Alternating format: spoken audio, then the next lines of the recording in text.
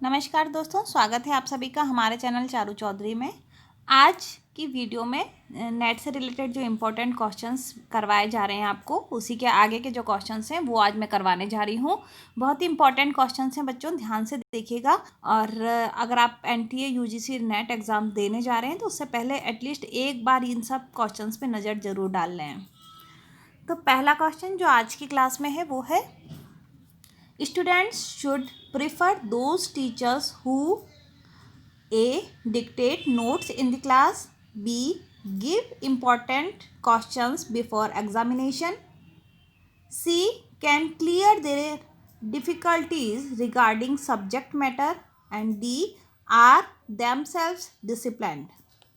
तो देखिए यहाँ पे जो क्वेश्चन पूछा गया है हिंदी के स्टूडेंट्स के लिए मैं बता देती हूँ।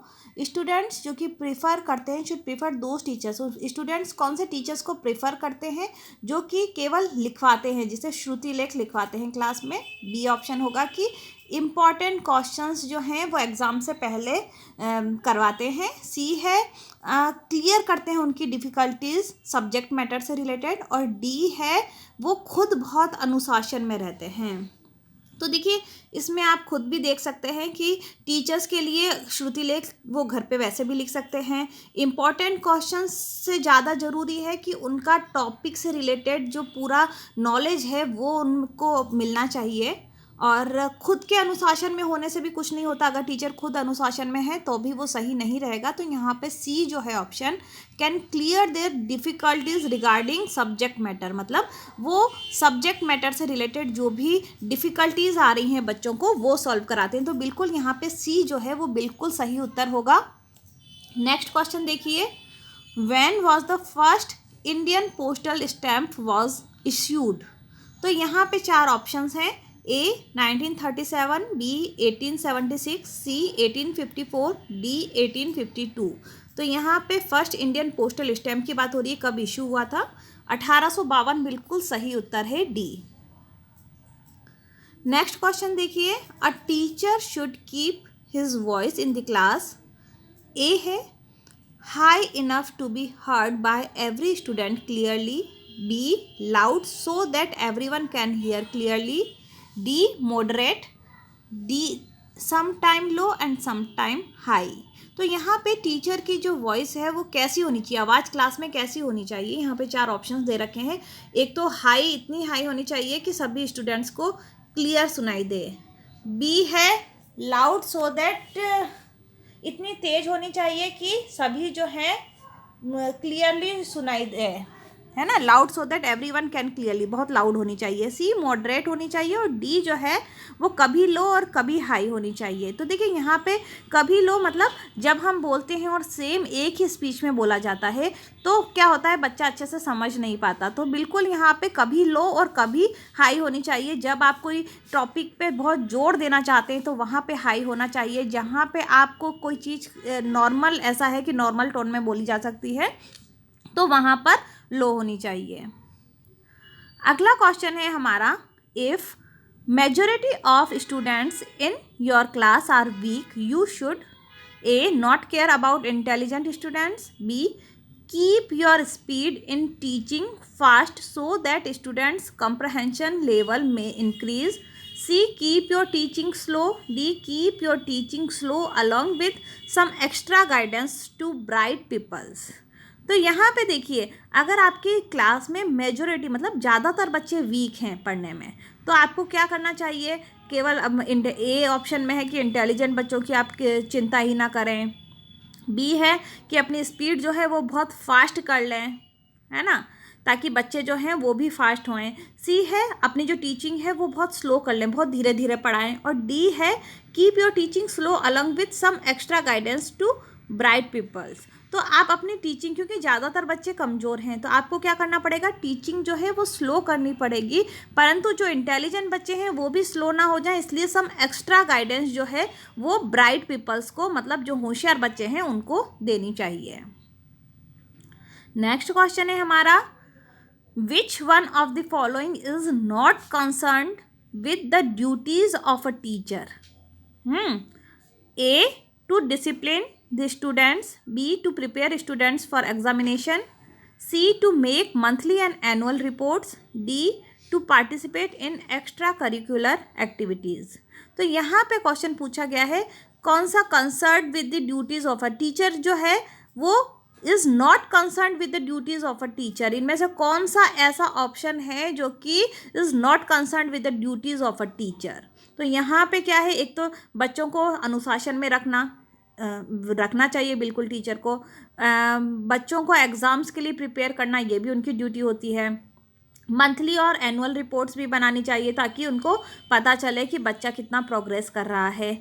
परंतु एक्स्ट्रा करिकुलर एक्टिविटीज़ में टीचर को पार्टिसिपेट करना ज़रूरी नहीं होता है. एक्स्ट्रा करिकुलर क्या हो गया कि मान लीजिए आप हिंदी के टीचर हैं और यहाँ पे गेम्स वगैरह कराना, तो ये सारी चीज़ों में टीचर को इन्वॉल्व होना आवश्यक नहीं है. नेक्स्ट हमारा क्वेश्चन है विच of the following methods of communication would be most effective in classroom. तो यहाँ पे क्वेश्चन है कि कौन सा मेथड जो है जिसमें संचार जो है वो बहुत ही इफेक्टिव हो सकता है क्लासरूम में. ए है लेक्चर मेथड, बी है मल्टीमीडिया मेथड, सी है presenting written matter with the lectures, D है प्रेजेंटिंग रिटन नोट्स.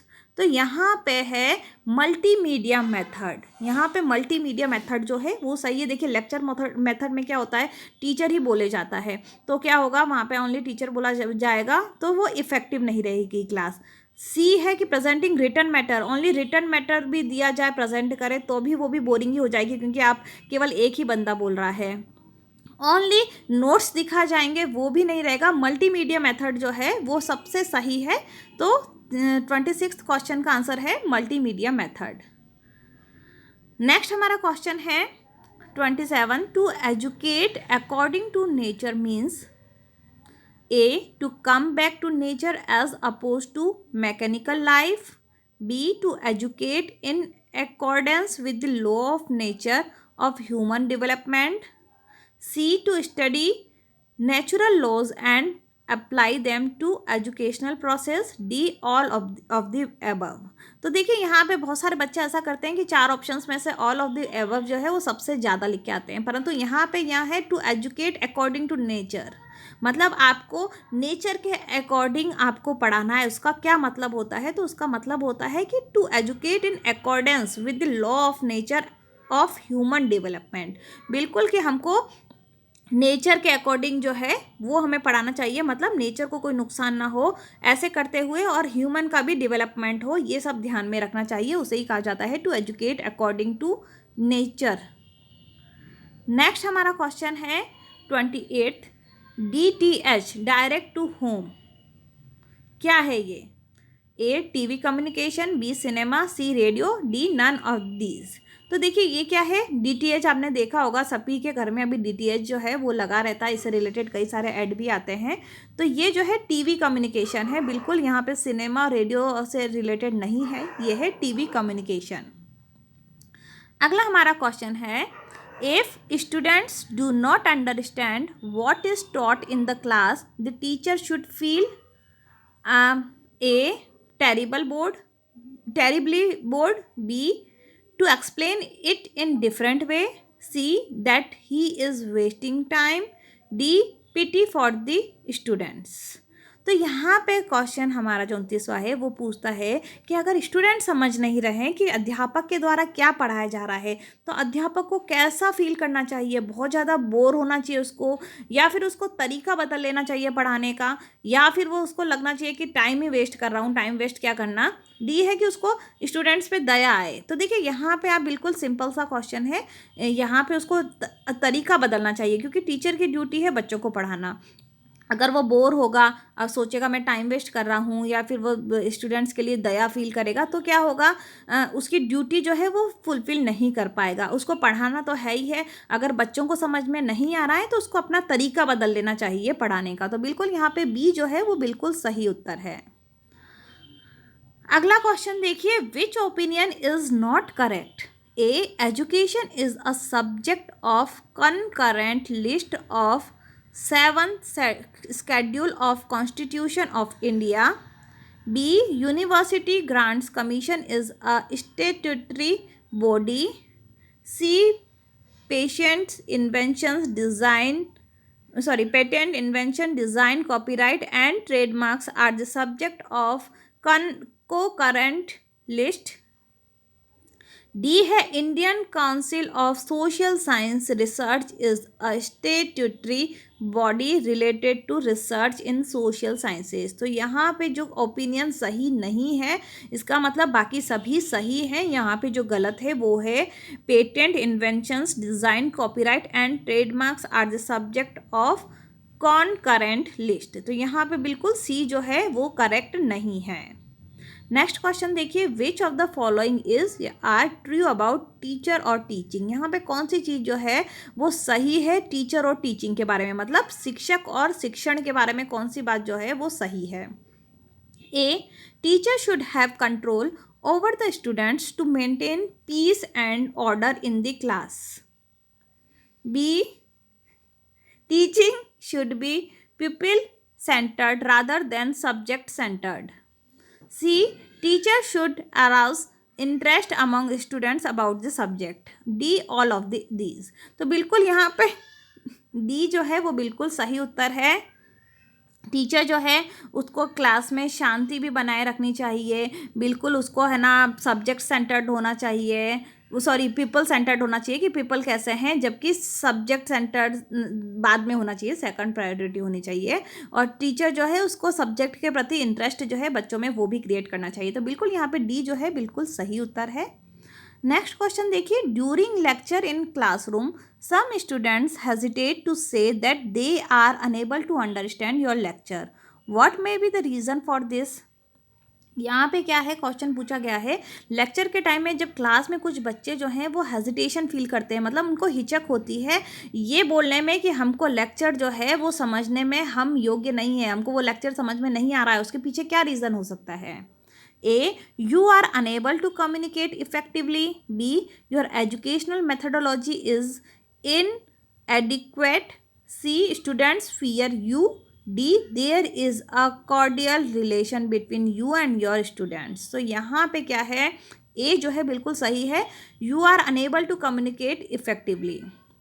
तो जब आप इफ़ेक्टिवली बोलेंगे तो बच्चों को क्या है, डर नहीं रहेगा ये बोलने में कि वो समझ नहीं पा रहे हैं, तो आपको और ज़्यादा इफ़ेक्टिवली बच्चों को पढ़ाना पड़ेगा। ए जो है वो बिल्कुल सही उत्तर है। नेक्स्ट क्वेश्चन देखिए, the maximum emission of pollutants from fuel sources in India is caused by क्या। The maximum emission of pollutants from fuel resources in India is caused by किसके कारण होता है। A, coal, B, firewood, C, refuse burning, D, vegetable waste product. तो यहाँ पे refuse burning जो है वो बिल्कुल सही उत्तर है, सी, रिफ्यूज़ बर्निंग। नेक्स्ट क्वेश्चन देखिए, if a child is a backbencher and unable to watch the blackboard clearly, as a result he stands, sees and sits repeatedly, what inference will you draw regarding the case।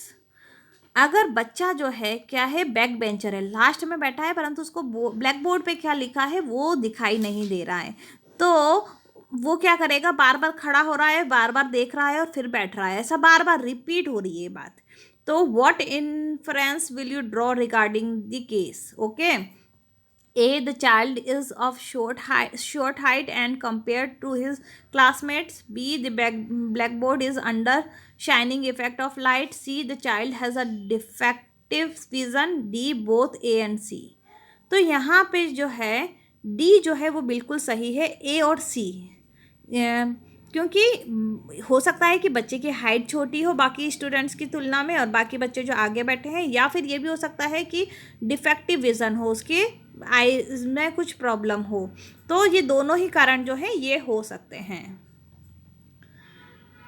35वां question है, the idea of democratic decentralisation in India was popularised by A D Gorwala committee 1951, B, Paul H Appleby committee 1951, C, B R Mehta committee 1957, D, Ashok Mehta committee 1978। तो बिल्कुल यहाँ पे democratic decentralisation की बात हो रही है, जो इंडिया में पॉपुलर हुआ है, किसके द्वारा?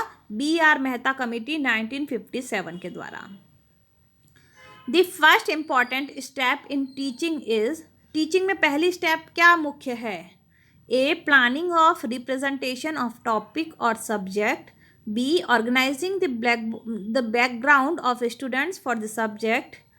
सी, organising the material to be taught. D, knowing the background of students. तो यहाँ पे आपको सबसे पहले टीचिंग से पहले क्या इंपॉर्टेंट है? देखिए, प्लानिंग, टॉपिक्स वगैरह की प्लानिंग तो इम्पॉर्टेंट है ही। ऑर्गेनाइजिंग बैकग्राउंड स्टूडेंट्स का जो सब्जेक्ट से रिलेटेड है वो भी आप ऑर्गेनाइज नहीं कर सकते हैं। ऑर्गेनाइजिंग द मटेरियल जो है वो भी, उससे पहले आपको ये जानना होगा स्टूडेंट्स जो हैं वो किस बैकग्राउंड से हैं।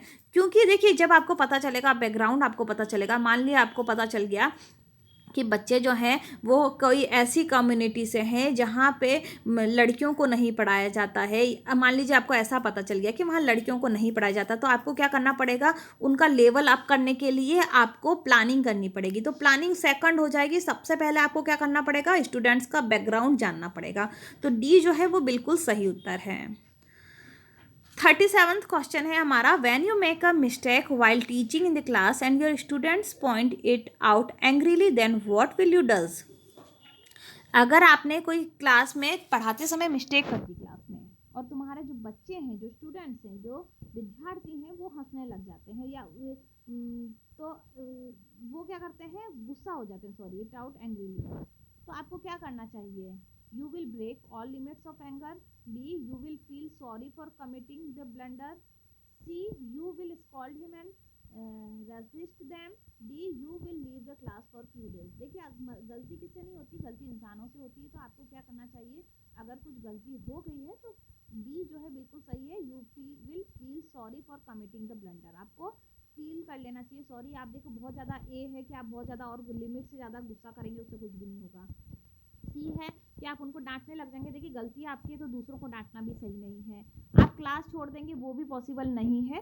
बी जो है बिल्कुल सही है कि आपको सॉरी बोल देना चाहिए जो आपसे गलती हुई है, और फिर आगे रिस्टार्ट करना चाहिए।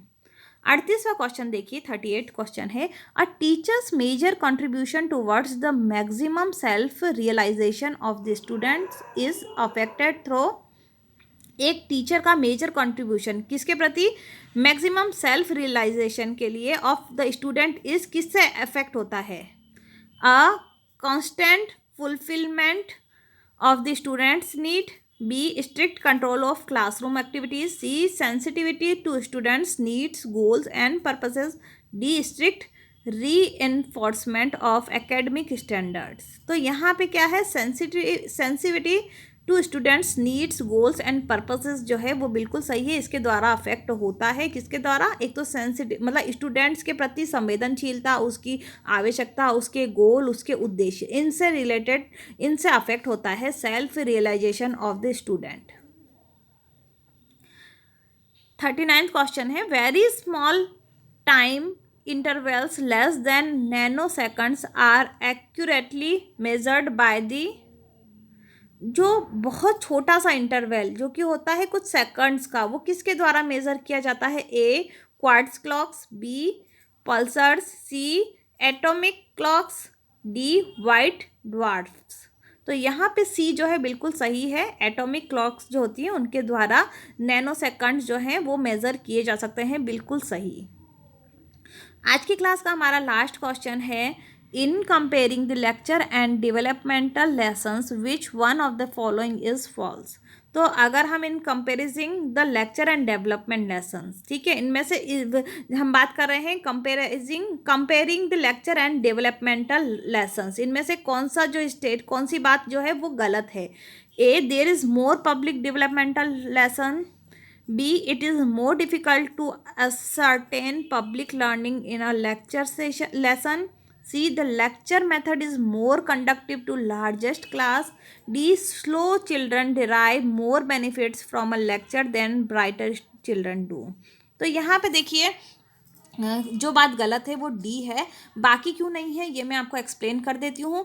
मोर पब्लिक जो है यहाँ पे बिल्कुल सही कह रहे हैं कि पब्लिक डेवलपमेंटल लेसन जो है बहुत सारे हैं, बहुत सारे अवेलेबल हैं। बी है it is more difficult to ascertain public learning in a lecture, ये बहुत ही मुश्किल होता है कि पब्लिक लर्निंग को एक लेक्चर सेशन में समझा दिया जाए।